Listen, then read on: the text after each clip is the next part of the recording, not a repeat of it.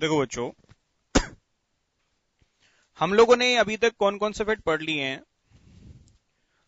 सबसे पहले पढ़ा था इफेक्ट ऑफ इलेक्ट्रोनेगेटिविटी, रेजोनेंस, फिर पढ़ा था आइसोटॉपिक, फिर पढ़ा है हम लोगों ने इंडक्टिव।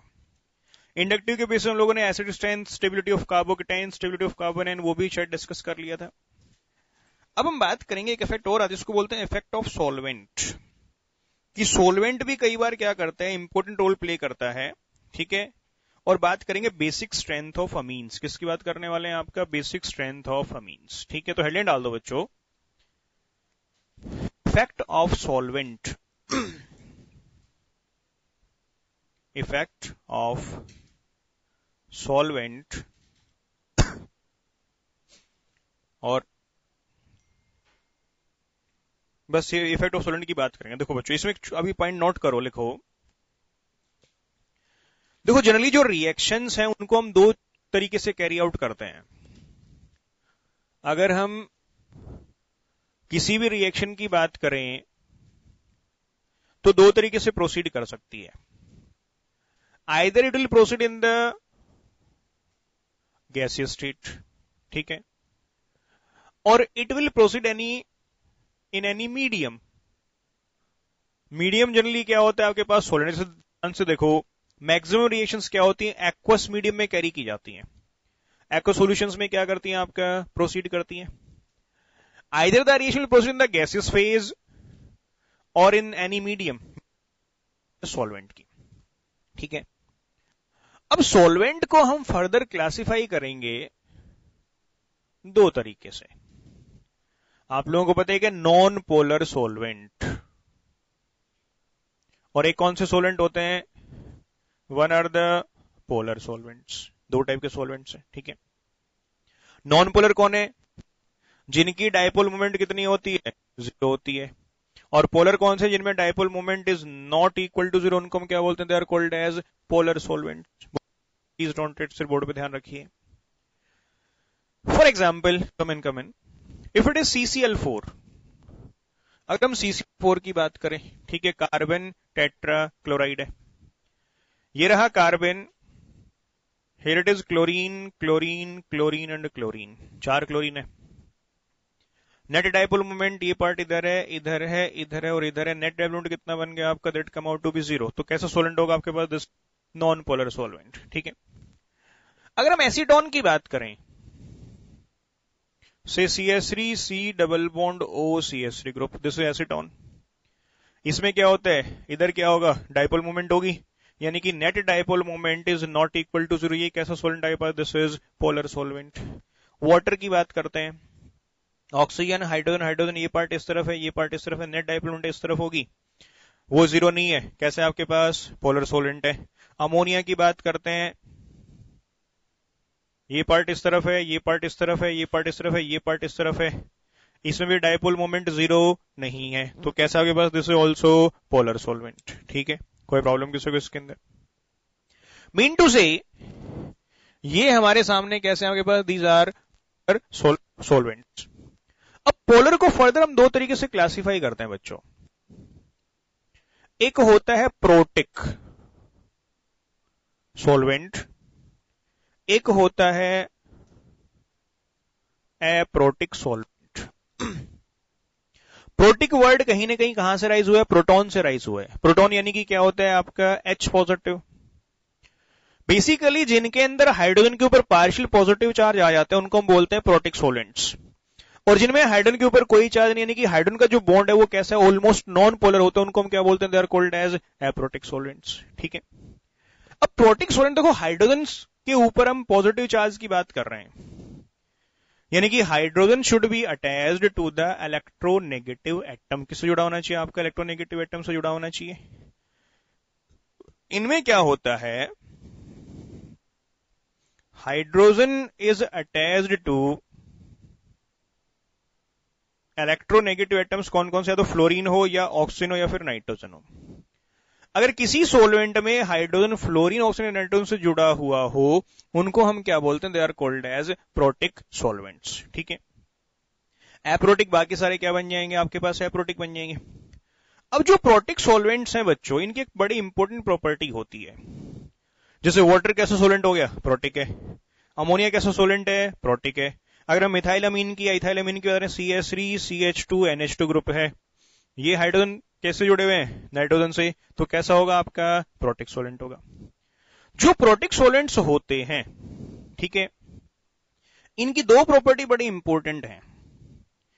एक प्रॉपर्टी तो क्या होती है, they can solvate the ions effectively. उनके अंदर सॉल्यूशन पावर जो होती है वो ज्यादा होती है, बिकॉज वो क्या कर सकते हैं, आपका हाइड्रोजन बॉन्ड की फॉर्मेशन कर सकते हैं। ध्यान करो, वाटर के अंदर क्या होता है, आयन डाइपोल इंटरेक्शन ज्यादा होते हैं, उसको हम क्या बोलते हैं, that is called as hydration. क्या बोलते हैं उसको, आपका हाइड्रेशन बोलते हैं।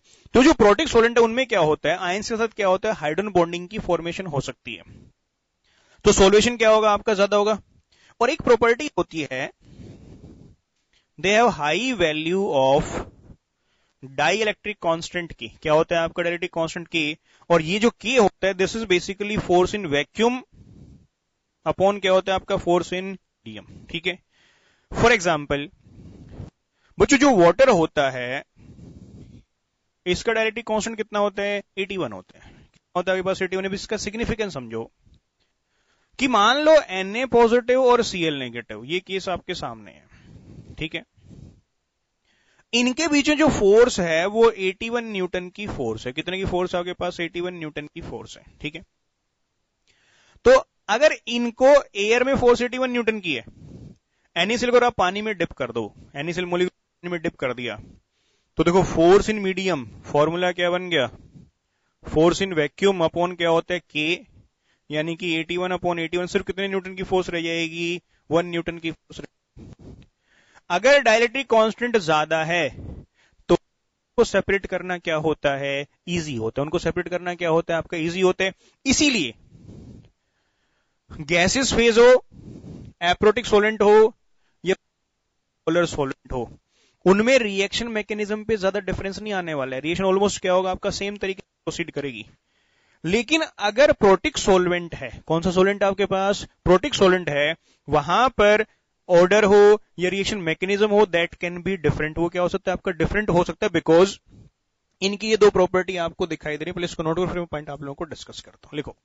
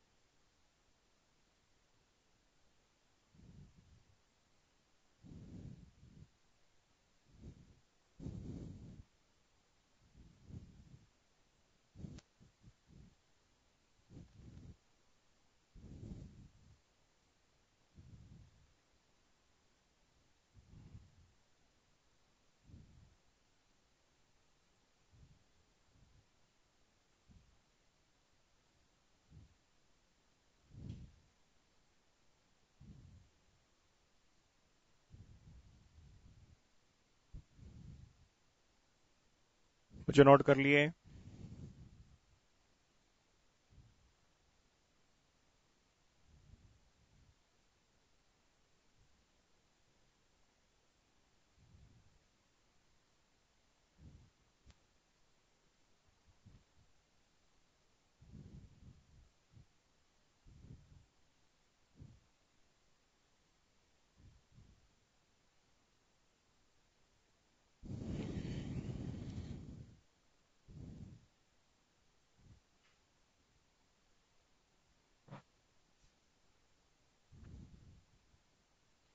बहुत इंटरेस्टिंग केस आने वाला है, फटाफट नोट करो इसको।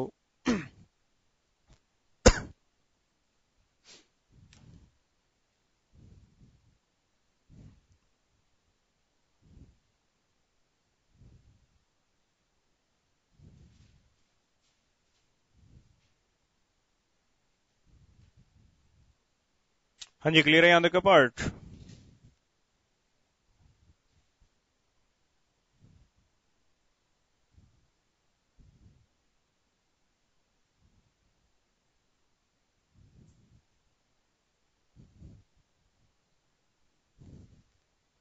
बोलिए कोई डाउट?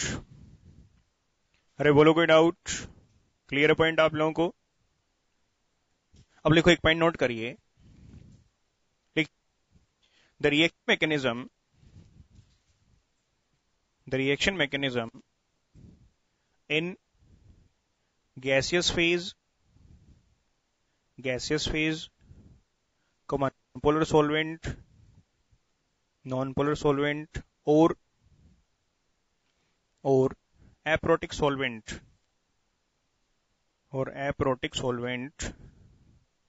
will be almost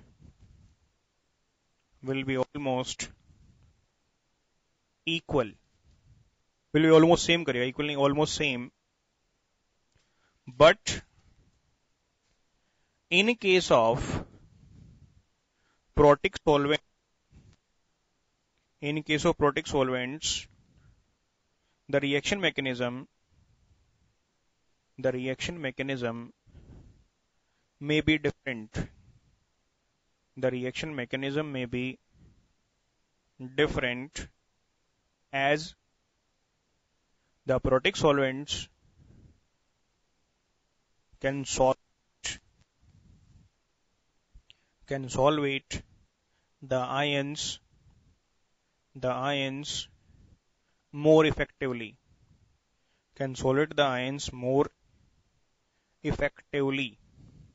उन्हें बच्चों क्या होता है, सॉल्यूशन क्या होता है, इजी होता है, और वहां पर क्या होगा, रिएक्शन मैकेनिज्म क्या हो सकता है आपका, डिफरेंट हो सकता है। बोलो कोई डाउट? क्लियर पार्ट आप लोगों को सही में आता है पॉइंट? ठीक है, हम चेक करते हैं। हेडिंग डाल दो, basic character of aliphatic amines with respect to ammonia in gaseous phase non-polar solvents और aprotic solvents। नॉन-पोलर सोलेंट्स और एप्रोटिक सोलेंट्स, बच्चों जरा ध्यान से समझना, बहुत इंटरेस्टिंग केस है, कई बार एंट्रेंस एग्जाम पूछा जा चुका है। अभी तक हम लोगों ने एसिडिक स्ट्रेंथ कंपेयर की थी, हम बात करते हैं बेसिक स्ट्रेंथ की। Now what is a base? Base क्या होता है? What is base? जो प्रोटॉन एक्सेप्टर है उसको बच्चों हम क्या बोलते हैं? That is called as base. क्या बोलते हैं उसको? आपका बेस बोलते हैं ना, ठीक है। नाउ इफ आई से करते हैं अमोनिया से, एक है RNH2 ग्रुप, नाइट्रोजन जुड़ा हुआ है एक कार्बन के साथ, कौन सा अमीन आपके पास? This is primary amine. कौन सा अमीन है आपके पास? This one is our primary amine. If it is R, here it is nitrogen, hydrogen, and this is R group. Nitrogen कितने कार्बन से जुड़ा हुआ है? 2 से। कौन सा अमीन आपके पास? This is secondary amine. If it is R, nitrogen, R group, ये कौन सा अमीन आपके पास? This is tertiary amine. बोलो कोई डाउट? क्लियर है? और मैंने कल आप लोगों को बताया था, जो एल्काइल ग्रुप होता है उसका कौन सा इफेक्ट था? Positive inductive effect. कौन सा इफेक्ट था आपका? पॉजिटिव इंडक्टिव इफेक्ट था। ये रहा नाइट्रोजन, ये लॉन पेयर है हाइड्रोजन हाइड्रोजन हाइड्रोजन। ये रहा नाइट्रोजन, लॉन पेयर है R group hydrogen and here it is hydrogen. ये रहा नाइट्रोजन, लॉन पेयर है R group and R group, sorry एक हाइड्रोजन है। ये रहा nitrogen, lone pair R group and R group. बोलो बच्चों कोई डाउट? क्लियर पॉइंट आप लोगों को? अब सबके पास लॉन पेयर है, प्रोटॉन एक्सेप्ट कर सकते हैं, यानी कैसे बिहेव करने वाले हैं, बेसिक होने वाले हैं। कैसे होने वाले हैं आपके पास, बेसिक होने वाले हैं। इसने प्रोटॉन एक्सेप्ट किया, क्या बन जाएगा, नाइट्रोजन हाइड्रोजन हाइड्रोजन हाइड्रोजन, यहां पर पॉजिटिव जाए, इसको बोलते हैं अमोनियम आयन। आप सबने पढ़ा हुआ है, दिस इज NH4 पॉजिटिव। कौन सा आयन आपके पास, दिस इज अमोनियम आयन। ठीक है, कोई प्रॉब्लम। अगर ये प्रोटॉन एक्सेप्ट करे तो this is nitrogen hydrogen R group, hydrogen hydrogen, और इसके ऊपर कौन सा चार्ज है आपका, पॉजिटिव चार्ज है। दिस इज आर, कौन सा ग्रुप है, alkyl, NH3 positive, alkyl ammonium ion. कौन सा आयन आपके पास, this is alkyl ammonium ion. बोलो कोई डाउट। अगर ये प्रोटॉन एक्सेप्ट करे H पॉजिटिव, ये पार्ट यहां चला जाएगा, नाइट्रोजन है, hydrogen hydrogen, here it is R group, here it is R group, यहां पर कैसा चार्ज है आपका, पॉजिटिव चार्ज है। डाई एल्काइल, दो एल्काइल ग्रुप है, डाई एल्काइल अमोनियम आयन, कौन सा, this is dialkyl ammonium ion. बोलो कोई डाउट किसी को इसके अंदर। और अगर ये प्रोटॉन एक्सेप्ट कर ले H पॉजिटिव, तो यहां से ये रहा nitrogen hydrogen R group, R group, R group charge है, पॉजिटिव चार्ज है, this again trialkyl ammonium ion. बोलो कोई डाउट। अब बच्चों अगर ये सबसे ज्यादा स्टेबल हो, इसका मीनिंग ये क्या होगा, मोस्ट बेसिक होगा। ये सबसे स्टेबल हो, इसका मीनिंग क्या होगा, ये वाला मोस्ट बेसिक होगा। और अगर ये स्टेबल हो तो क्या होगा आपका, ये वाला क्या बन जाएगा, मोस्ट बेसिक बन जाएगा। कोई प्रॉब्लम किसी को इसके अंदर। अब इन सब में अगर हम देखते हैं तो बेचारा नाइट्रोजन दुखी है। क्यों दुखी है, कि उसके ऊपर कैसा चार्ज है, पॉजिटिव चार्ज है ना, पॉजिटिव चार्ज। जो उसका पॉजिटिव चार्ज डिक्रीज करेगा, यानी कि उसका इलेक्ट्रॉन देगा, तो स्टेबिलिटी क्या करेगा, बढ़ाएगा। और जिसका पॉजिटिव चार्ज इंक्रीज, यानी कि उसमें से इलेक्ट्रॉन निकालेगा, तो स्टेबिलिटी क्या करने वाला है, डिक्रीज करने वाले। बोलो कोई डाउट। अब देखो हाइड्रोजन बेचारा क्या होता है, दर्शक होते हैं, देखता रहता है, न इलेक्ट्रॉन देगा न इलेक्ट्रॉन लेगा, न स्टेबिलिटी घटाएगा न स्टेबिलिटी बढ़ाएगा। लेकिन जो ये वाला आर ग्रुप है, इसका कौन सा फिट होता है, प्लस आई, पॉजिटिव इंडक्टिव इफेक्ट। कौन सा फिट आपके पास, पॉजिटिव इंडक्टिव इफेक्ट है। तो ये क्या करे, नाइट्रोजन को थोड़े से इलेक्ट्रॉन क्या करेगा, सप्लाई करेगा। और नाइट्रोजन को इलेक्ट्रॉन सप्लाई करेगा, इसका मीनिंग क्या होगा, उसकी स्टेबिलिटी बढ़ाएगा, क्योंकि नाइट्रोजन के ऊपर कैसा चार्ज था, पॉजिटिव चार्ज। तो जो एल्काइल अमोनियम आयन होगा, वो अमोनियम आयन से बच्चों क्या होने वाला है, ज्यादा स्टेबल होने वाला है। बोलो कोई डाउट। इसमें कितनी साइड से प्लस आई आ रहे हैं, दो साइड से, स्टेबिलिटी क्या होगी, ज्यादा होगी। इसमें कितनी साइड से प्लस आई आ रहे हैं, तीन साइड से, स्टेबिलिटी क्या होगी, और भी ज्यादा होगी। बोलो कोई डाउट। तो इसका मीनिंग ये मोस्ट स्टेबल है। तो टर्शियरी मींस क्या होंगे, मोस्ट बेसिक होंगे। टर्शियरी की बेसिक ज्यादा, फिर कौन सा होगा, सेकेंडरी, फिर कौन सा, प्राइमरी। सबसे कम बेसिक इनमें से कौन होने वाला है, अमोनिया। ध्यान रखो कौन से मीडियम की बात कर रहे हैं, गैसियस फेज है, या फिर एप्रोटिक सोलेंट है, या फिर नॉन पोलर सॉल्वेंट है। बोलो कोई डाउट। क्लियर है, नोट करो फटाफट, ये हमारा ऑर्डर आ जाता है।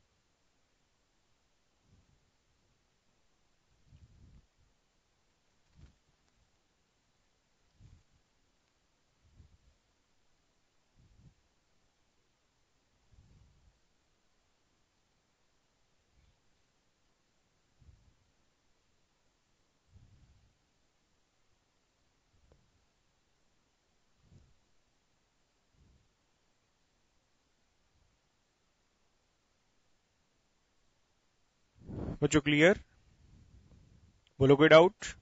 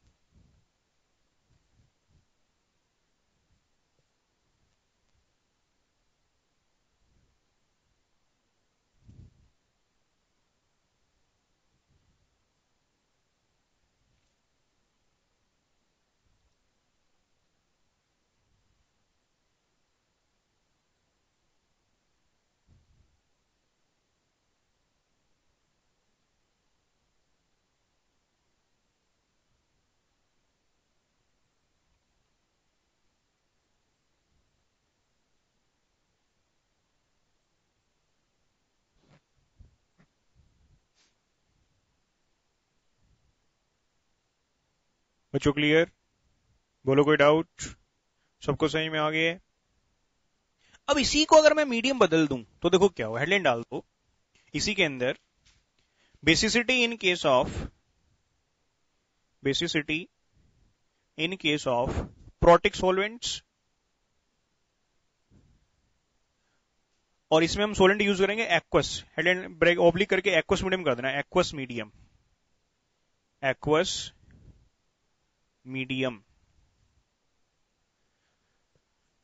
चलो मुझे एक बात देखिएगा, हमने ये ऑब्जर्व किया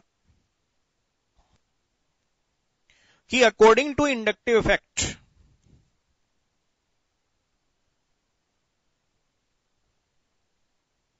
प्लस आई एफेक्ट के हिसाब से, अब मैं सिर्फ अमीन्स की बात करूंगा, अमोनिया की बात नहीं करते हैं, अमोनिया इन सबसे कम ही बेसिक होने वाला है, चाहे कोई भी मीडियम क्यों ना हो, ठीक है।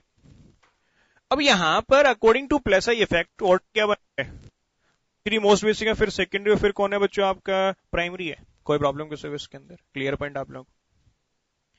लेकिन अगर एक्वस मीडियम है तो वहां पर मैंने बताया क्या हो जाता है, सॉल्वेशन हो जाता है। इफ आई से अकॉर्डिंग टू सॉल्वेशन, या फिर आप इसको बोल सकते हो हाइड्रोजन बॉन्डिंग में बात करने वाला हूं।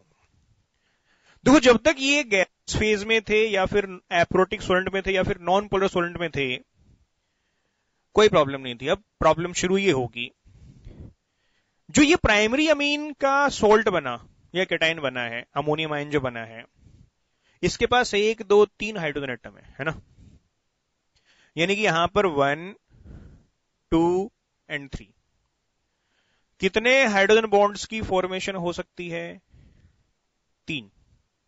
यहां पर 3 हाइड्रोजन बॉन्ड्स की फॉर्मेशन हो सकती है ना, ठीक है। इस केस में कितने बन सकते हैं, 2 हाइड्रोजन बॉन्ड्स की फॉर्मेशन होगी। इसमें कितने बनेंगे, सिर्फ एक ही बनेगा ना। तो सीधी सी बात है, जो जितने हाइड्रोजन बॉन्ड बनाएगा उतना ही ज्यादा क्या होने वाला है, स्टेबल होने वाले।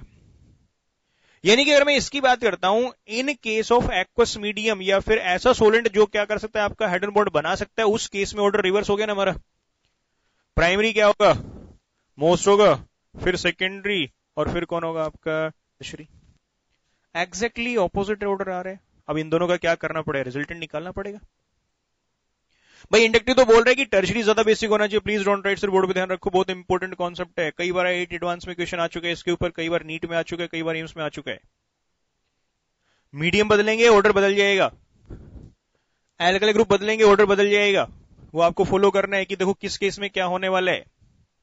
अगर हम बात करते हैं भाई इंडक्टिव की बात करें, तो इंडक्टिव के हिसाब से टर्शियरी क्या होना चाहिए, बेसिक होना चाहिए। इंडक्टिव बोल रहा है कि भाई टर्शियरी ज्यादा बेसिक होना चाहिए, लेकिन हाइड्रोजन बॉन्डिंग बोल रही है नहीं, प्राइमरी क्या होना चाहिए आपका, ज्यादा बेसिक होना चाहिए।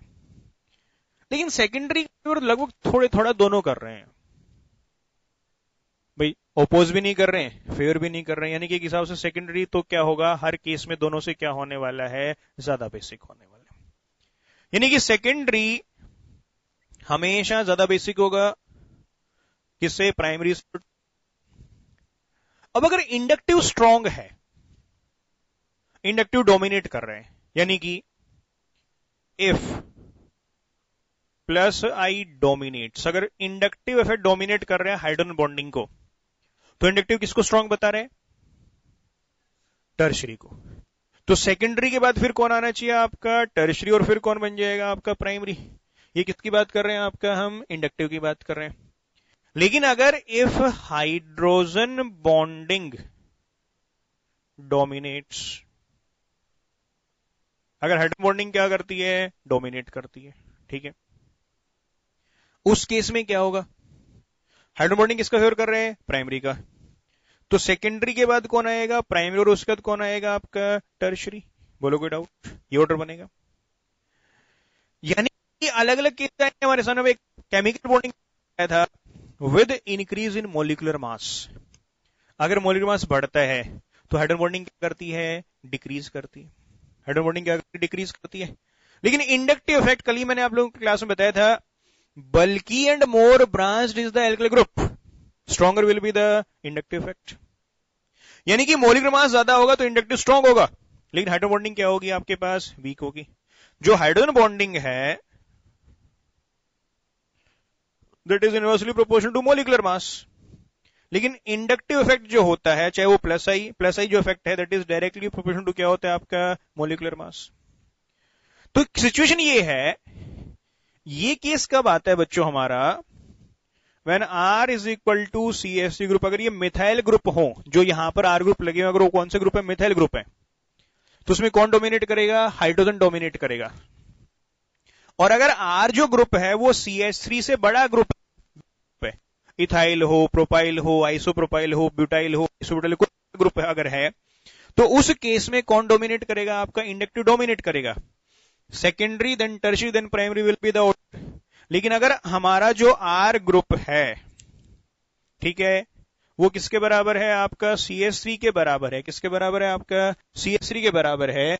उस केस में सिचुएशन क्या होगी, केस में हाइड्रोजन बॉन्डिंग क्या करने वाली, डोमिनेट करने वाली है, और ऑर्डर क्या बन जाएगा, secondary then primary then will be tertiary. बोलो कोई डाउट?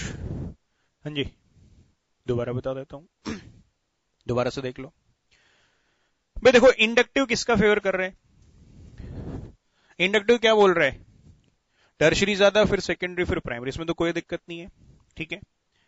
वो केस कब एप्लीकेबल है, जब हाइड्रोजन ना हो, यानी कि एप्रोटिक सोलेंट हो, गैसेस फेज हो, या फिर नॉन पोलर सोलेंट है, तो वहां पर वो ऑर्डर अनडाउटली फॉलो होगा कि सबसे ज्यादा सेकेंडरी फिर प्राइमरी।